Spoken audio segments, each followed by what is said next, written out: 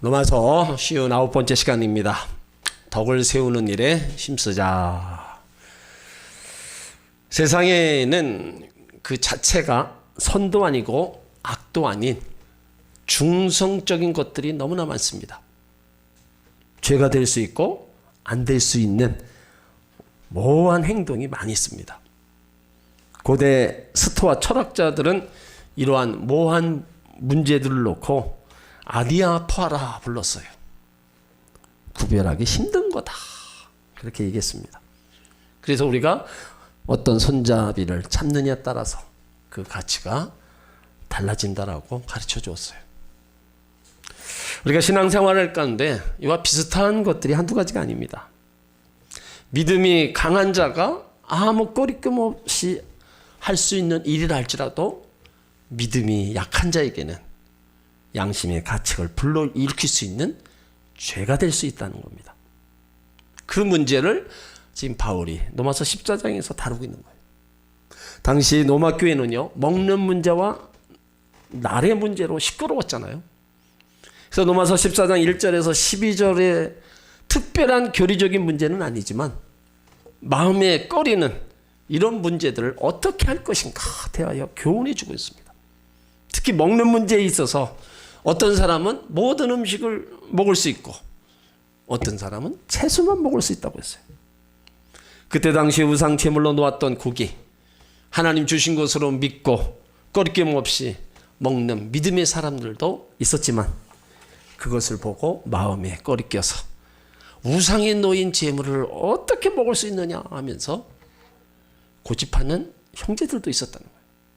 그래서 바울은 먹는 것도 먹지 않는 것도 다 주를 위해서 한다고 말하고 있어요. 내가 주를 위해서 먹는다면 먹는 것이 별 문제가 될 수 없다. 주를 위해 먹지 않는다면 그것 또한 아름다운 것이다 얘기하고 있어요. 그러니까 먹고 안 먹고에 대해서 어느 한쪽으로다가 정해놓은 게 없어요. 먹는 것도 주를 위해 먹는다면은 별 문제 될 거 없고 먹지 않는 것도 별 문제 될 거 없다. 그리고 날에 대한 문제도 그랬어요. 자기 공로를 위해서 지키는 날이라면 아무것도 아닙니다. 날, 안식일, 바로 그날도 주를 위해서 지키라는 거예요. 그러면서 바울이 권면하기를 서로 판단하지 말라, 비판하지 말라고 그랬어요. 먹지 못하는 사람은 먹는 사람을 비판하지 말고 먹는 사람은 먹지 못하는 사람 없인 여기지 말고 서로 받아들이라는 겁니다. 그 중요한 것은 무엇을 하든지 주를 위하여 하는 거예요. 그래서 단호한 표현으로 사나 죽으나 주를 위해서 하라는 겁니다. 그래서 오늘 말씀은 지난 시간의 연속입니다. 1절로 12절 주로 믿음이 약한 자들에게 소극적인 자세로 이제 교훈했지만 13절부터는 믿음이 강한 자에게 적극적으로 그 적극적인 자세로다가 이제 임하할 것을 바울이 얘기하고 있는 거예요. 믿음이 장성한 자는 자기가 좋은 대로 살지 말고 믿음이 약한 형제가 싫어하는 일이 있다면 그를 위해 그가 상처받지 않도록 좀 신경 좀 쓰라는 거예요. 왜냐하면 하나님 나라는 먹고 마시는 것이 아니라 성령 안에서 의와 평강과 희락이기 때문입니다. 저와 여러분 모두는 다 하나님 나라의 주인공들입니다. 자부심이 있으세요? 하나님 나라의 왕자와 공주로 하나님이 우리를 세워주셨어요. 그러면 이제 바로 살고 믿음을 쫓아 살아야 되는 겁니다. 오늘 믿음 있는 그런 성도들에게 바울이 다시 한번 이제 당부의 말씀을 하고 있어요. 자, 13절을 다 같이 있습니다. 그런즉 우리가 다시는 서로 판단하지 말고 서로 부딪힐 것이나 거칠 것으로 형제 앞에 두지 아니할 것을 주의하라. 자, 본문은 1절로 12절 권면을 다시 요약한 거예요. 이제 더 이상 서로 판단하고 비판하는 습관에 빠지지 말 것입니다. 그러니까 이러한 권면은 믿음이 약한 자, 강한 자 둘에게 다 주어진 교훈이에요. 우리가 신앙생활에 있어서 가장 중요한 것이 두 가지입니다. 하나님 사랑, 이웃 사랑입니다. 그래서 마태복음 22장 35절 이하에 율법사가 예수님을 시험하러 왔을 때 얘기하죠. 율법 중 어느 계명이 크니까. 그때 예수님 말씀이 내 마음을 다하고 목숨을 다하고 뜻을 다하여 주 너희 하나님을 사랑하라. 이것이 크고 첫째 되는 계명이고 둘째는 그와 같으니 내 이웃을 내 몸같이 사랑하라. 그러니까 믿는 이웃을 위한 것도 주님을 위한 것이고 믿는 형제를 사랑하는 것도 주님을 사랑하는 말씀입니다. 주님의 사랑과 형제의 사랑은 뭐예요? 서로 통하는 의미라는 거예요. 그래서 사도 요한도 우리 가운데 하나님, 보이지 않는 하나님을 우리가 사랑하는 것처럼 보이는 형제 사랑하는 것이 마땅하다. 요한일서 4장 20절에 누구든지 하나님을 사랑하노라 하고 그 형제를 미워하면 이는 거짓말하는 자니 보는 바 형제를 사랑치 아니하는 자가 보지 못하는 바 하나님을 사랑할 수 없다. 그러니까 철저하게 보이지 않는 하나님을 사랑한다면 보이는 형제의 사랑은 당연하다는 거예요. 그것이 예수님이 우리 가운데 주신 하나님 사랑, 이웃 사랑의 절대적인 계명입니다. 그래서 4절에 먼저 지난 시간에 봤죠. 4절에 보면 그런즉 우리가 서로 판단하지 말고 남의 하인을 판단하는 자는 너는 누구뇨? 그 섰는 것이나 넘어지는 것이 제 주인에게 있음에 저가 세움을 받으리니 이는 저를 세우는 권능이 주께 있습니다. 4절에 얘기하셨고 10절에서도 형제를 함부로 판단하지 말라고 그랬어요. 내가 어찌하여 내 형제를 판단하느냐. 형제를 판단할 권리가 없다는 겁니다. 어찌하여 형제를 없인 여기느뇨? 우리가 다 하나님의 심판대 앞에 서리라. 왜 우리가 남을 판단하지 말아야 돼요? 나 자신이 판단받고 심판을 받아야 하기 때문입니다. 그 형제를 판단하면 나도 판단을 받습니다. 마태복음 7장 1절에서도 비판을 받지 아니하려거든 비판하지 말라. 요한복음 8장 15절에도 너희는 육체를 따라 판단하나 나는 아무도 판단치 않는다. 이게 사람은 육체를 따라 그 보는 모습으로 판단하는데 예수님은 절대로 우리를 판단하지 않습니다. 있는 자 없는 자 구별하지 않아요. 천한 자나 높은 자나 예수님이 보시는 눈의 관점은 다 똑같습니다. 근데 우리 인간은 그걸 자꾸 판단한다는 거예요. 그러니까 그런 판단을 하지 말라는 거예요. 주님의 판단 앞에서 사랑으로 덮어주고 그 감싸주는 그런 마음을 우리 가운데 요구하시는 겁니다. 그래서 13절에 도리어 부딪힐 것이나 거칠 것으로 형제 앞에 두지 아니할 것을 주의하라. 부딪힐 것이라는 것은 다른 사람에게 상처를 주는 것을 의미합니다. 그리고 거치는 것, 범죄케 하는 것을 의미해요. 그러니까 남에게 상처를 입히고 범죄하게 만들지 말라는 거예요. 바꿔 말하면 형제가 신앙생활을 잘하도록 은혜를 받도록 도와주라는 거예요. 아무리 좋은 사람이라도 판단받고 비난받아보세요. 정죄하면 상처를 받아서 그냥 있지 않습니다. 교회 아니라 할지라도 서로 판단하고 비난하고 정죄하면 그냥 있지 않아요. 다 떠나가는 겁니다. 우리 신앙 있는 믿음의 사람들은 믿음이 약한 사람들을 항상 이해하고 양보해 주어야 된다는 겁니다. 이거는 교회 안에서 더 절실하게 필요한 거예요.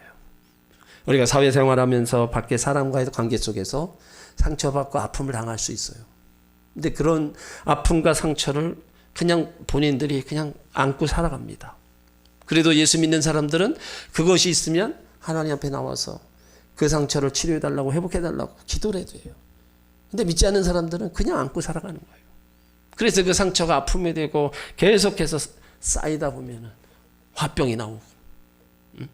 이제 그런 사람들이 우리가 교회 왔을 때 교회에서 그런 사람들을 보듬어주고 그 아픔을 상처를 같이 싸매줘야 돼요.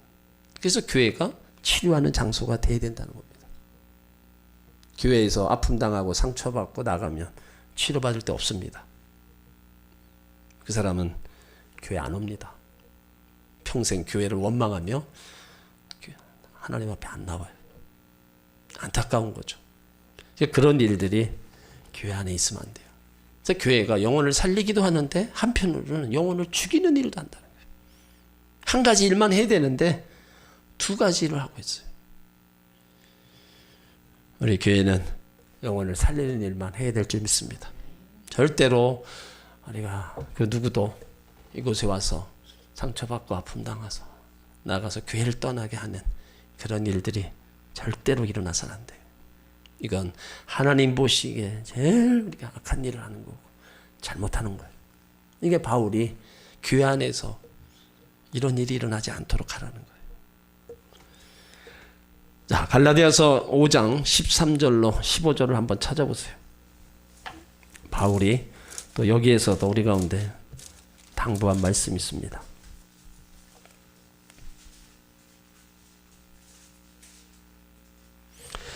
갈라디아서 5장 13절 15절까지 같이 있습니다.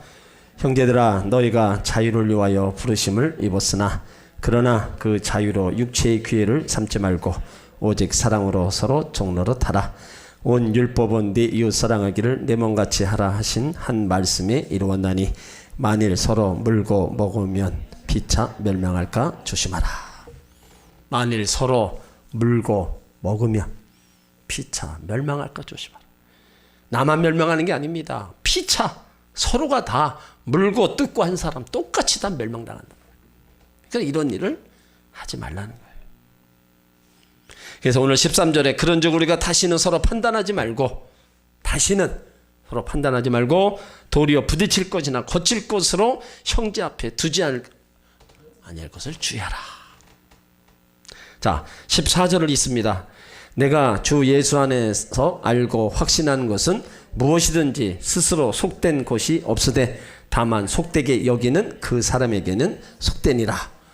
자, 스스로 속된 것이 없고 속되게 여기는 자에게만 속되다. 그러니까 바울은 먹는 것 그 자체가 나쁜 것이 없다고 말합니다. 다만 그것을 사람이 가용하거나 악용했을 때 나쁜 것이 된다는 거예요. 사람이 음식 자체를 속되다고 생각한다면 객관적으로 그 자체가 속된 것이 아니라 주관적으로 그 생각이 속된 것이라는 겁니다. 그러므로 음식이 신앙적으로 좋지 않다 생각되면 먹지 말아야 됩니다. 하나님이 특별히 명령하거나 금하지 않는 이상 자기 양심에 따라 믿음에 따라 먹어도 속되지 않다는 거예요. 여러분, 우리가 먹는 거 더러운 거 먹습니까? 우리는 더러운 거 안 먹습니다. 우리가 먹는 모든 것은 다 깨끗한 것만 먹어요. 또 좋은 것만 먹어요. 그러니까 내가 음식 놓고 뭐 제사 지낸 음식이다 이런 거 꺼리게 하면 먹지 말아야 돼요. 안 먹고 마음 편한 게 나아요. 근데 그걸 먹어놓고 왜 내가 이걸 먹었나? 왜 우상의 제물을 먹었나? 이렇게 얘기할 필요 없습니다. 그 모든 음식이든 하나님이 주신 음식으로 여기고 감사함으로 받아서 먹으라는 거예요. 먹을 사람. 근데 그렇지 않을 사람은 먹지 말라는 거예요. 마태복음 15장 10절로 20절에 보면 예수님이 이런 말씀하셨어요. 무엇이든지 밖에서 들어가는 음식이 사람을 더럽게 하는 것이 아니라 입에서 나오는 그것이 사람을 더럽게 하느니라. 입에서 나오는 것들은 마음에서 나오는 것들이다. 그것이 뭐냐? 악한 생각과 살인과 간음과 음란과 도적질과 거짓 증거와 회방이니 이런 것들이 사람을 더럽게 하는 것이라. 그러니까 우리가 먹는 것에 대해서는요 절대로 우리가 더러운 게 없습니다. 예수님은 내 안에서 나오는 것이 더럽다고 그랬어요. 우리 안에서 나오는 온갖 여러진 더러운 생각들 이런 것들이 더럽다고 말씀하셨어요. 그러니까 모든 음식 자체는 깨끗하다는 사실이 내포되어 있다는 거예요. 그래서 바울이 얘기한 스스로 속된 것이 없으되 다만 속되게 여기는 그 사람에게는 속되다. 응? 속되게 여기는 그 사람에게만 속되다. 여러분들 무엇이든지 하나님 주신 것으로 여러분이 감사함으로 잘 드세요. 먹고 건강하시면 돼요. 우상 앞에 밝혀진 제물이라 할지라도 하나님 주신 음식이다 감사기도하고 먹으면 아무 탈 없습니다. 들어가는 거 여러분 우리가 깨끗한 것만 먹고 더러운 거는 안 먹어요. 우리는 그것보다도 내 안에 먼저 내 안에 내 심령을 더 새롭게 깨끗하게 해야 돼요. 그만큼 속되게 여기는 그 사람만 더 속되게 되는 거예요. 자, 15절 읽습니다. 만일 식물을 인하여 내 형제가 근심하게 되면 이는 내가 사랑으로 행치 아니함이라. 그리스도께서 대신하여 죽으신 형제를 내 식물로 많게 하지 말라. 그러니까 지금 이 말씀은요, 먹는 문제에 관해서 설명하고 있지만 사실은 그보다도 사랑을 더 강조한 메시지예요. 내 형제가 근심하게 되면 이는 내가 사랑으로 행치 아니함이라 그랬습니다. 사랑이 중심이 되어야지 식물이 중심이 되어서는 안 된다는 거예요.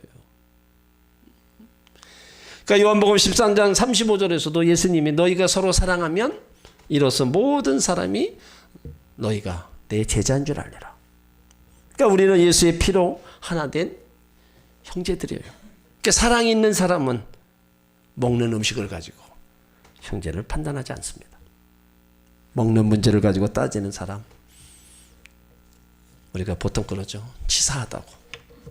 잘 먹는 것 가지고 우리가 더 얘기할 때 치사하게 먹는 것 가지고 그러냐.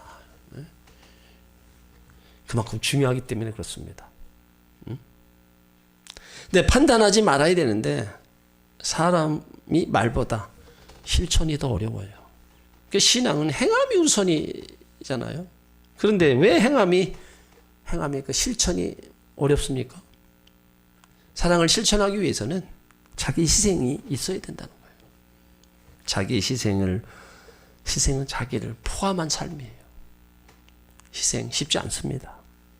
그래서 성령의 열매 중에서도 사랑과 희락과 화평, 오래 참음,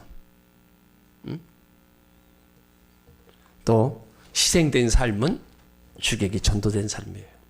무슨 말인가 하면 사람의 주체의 삶은 다 나로부터 출발합니다. 모든 기준, 판단, 즉 나에게 맞춥니다.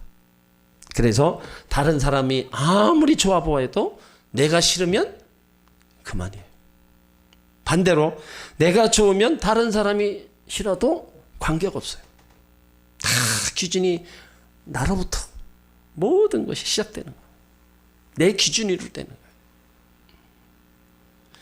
그런데 사랑의 실천자들은 이제 더 이상 나를 주장하지 않는다는 거예요. 이해하고 양보하고 배려하고 남을 먼저 생각해야 된다는 겁니다. 그래서 남을 먼저 생각하는 거, 이건요 성숙한 인격입니다. 이런 인격을 가리켜서 예수 그리스도 안에서 새롭게 피조된 인격이다 얘기할 수 있어요. 오늘 15절 후반에 보면 아주 중요한 말씀을 하셨어요. 그리스도께서 대신하여 죽으신 형제를 내 식물로 많게 하지 말라. 무슨 얘기예요? 예수님께서 한 사람 한 사람을 다 그 사람 때문에 십자가에서 죽으셨어요. 그러니까 귀한 존재라는 거예요. 다 귀한 만큼 그 형제도 귀하다는 거예요. 그렇게 귀한 형제인데 먹는 문제 때문에 망하면 되겠냐 이거예요. 물론 지옥 간다는 말은 아닙니다. 식물 때문에 근심했다고 지옥 가는 건 아니죠. 그런데 은혜의 생활을 방해했다는 거예요. 먹는 문제 때문에 은혜의 생활을 방해했다는 거. 믿음 생활, 승리의 생활을 왜 실패로 만드느냐 이거예요. 그 사람도 예수 그리스도의 피로 구원을 받은 그 사람을 위해서도 다 예수님이 피 흘려 죽으셨는데 왜 자꾸 먹는 문제 가지고 서로 판단하고 얘기하다가 다 이렇게 낙심하고 시험 들게 만드냐. 그러지 말라는 거예요. 그러니까 다 뭐예요? 그리스도 안에서 한 형제의 그 아름다운 모습을 보이라는 거예요. 그래서 만일 식물을 인하여 내 형제가 근심하게 되면 이는 내가 사랑으로 행치 아니함이라. 그리스도께서 대신하여 죽으신 형제를 내 식물로 망하게 하지 말라. 16절에 그러면서 다시 한번 얘기합니다. 그러므로 너희 선한 것이 비방을 받지 않게 하라. 여기 선한 것이라는 것은 하나님 보시기에 옳은 것인데, 여기 선한 것은 믿음이 선한 겁니다. 믿음이 강한 사람은 나는 하나님이 주신 모든 것을 먹을 수 있다는 확신을 가지고 있습니다. 또 주님이 십자가 위에서 이루신 사건 다 알고 있어요. 그러나 선한 것이라도 잘못 쓰면 비방을 받을 수 있다는 겁니다. 비방받으면 선한 것도 선한 것으로 나타나지 못합니다. 그러니까 선한 것은 바로 써야 아름다운 거예요. 그러니까 이 말씀은 믿음을 전제로 하여 신앙 없는 사람들에게 비방을 듣지 않도록 하라는 권면입니다. 나만 앞세우고 일하면 믿음 없는 사람들 이해할 수 없고 불평할 수 있다는 거예요. 다 나와 같은 믿음의 사람이 아니고 다 내 맘 같지 않잖아요.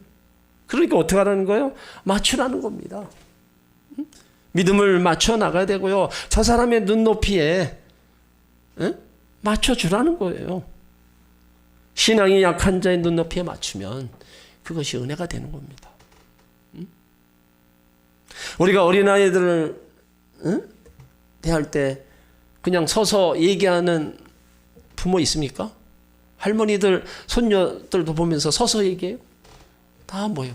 무릎을 꿇고 눈높이에 맞춰서 얘기할 거 다 얘기해야. 그게 서로 통하는 거잖아요. 그러니까 교회 안에서도 믿음 있는 자와 없는 자, 믿음 있는 자가 위에서 너 어떻게 그렇게 하냐, 그런 거 하냐, 위에서 자꾸 찍어 누르면 그 사람이 견뎌내겠어요? 안 되는 거예요. 그냥 높이 있는 사람이 내려오는 수밖에 없습니다. 이 낮은 사람이 갑자기 올라갈 수 없잖아요. 그러니까 높이 있는 사람이 내려와서 사실 눈높이에 맞춰서 신앙생활 하라는 거예요. 왜 그렇게 하라느냐? 17절이 그래서 중요한 거예요. 물론 다음 시간에도 하겠지만 하나님 나라는 먹고 마시는 것이 아니다. 성령 안에서 의와 이렇게 평강이라는 거예요. 그러니까 성령 하나님 나라 먹고 마시는 것이 아니다. 물론 우리가 사는 세상은 먹기 위해 삽니다. 또 먹기 위해 돈을 벌어요. 보다도 잘 먹고 잘 살기 위해서 인류의 문명은 지금까지 이루어왔어요. 우리는 먹기 위해 부지런히 일했어요. 우리 국력 높아지고 소유가 또 넉넉해졌습니다. 그런데 반비례하여 인간성은 상실되고 동물적인 존재로 전락해버렸어요. 여기 하나님 나라는요, 하나님 다스리시는 곳, 하나님의 주권을 행사하는 곳으로서 믿음의 공동체를 얘기하는 거예요. 그러니까 교회가 먹고 마시는 일로 시비하는 곳이 돼서는 안 된다는 거예요. 성령 안에서 이와 이렇게 평강이 넘쳐나야지 먹고 마시는 문제를 가지고 맨날 시끄럽고 떠들면 어떻게 되겠어요? 문제가 계속 생길 수밖에 없어.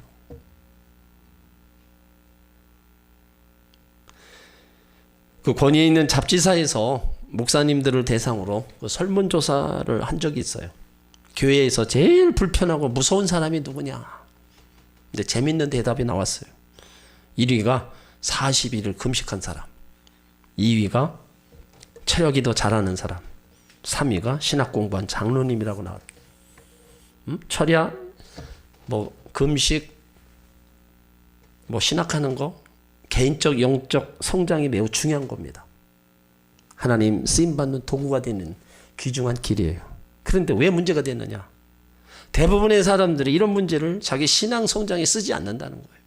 그냥 다른 사람을 다 정죄한다는 데 쓴다. 40일 금식한 분이 내려와서 하는 말이, 목사님이 은혜가 안 된다고. 눈에 보이는 것마다 이건 왜 이렇고 저건 저건. 그러니까 눈에 세모가 꼴이 되어서 누구나 보면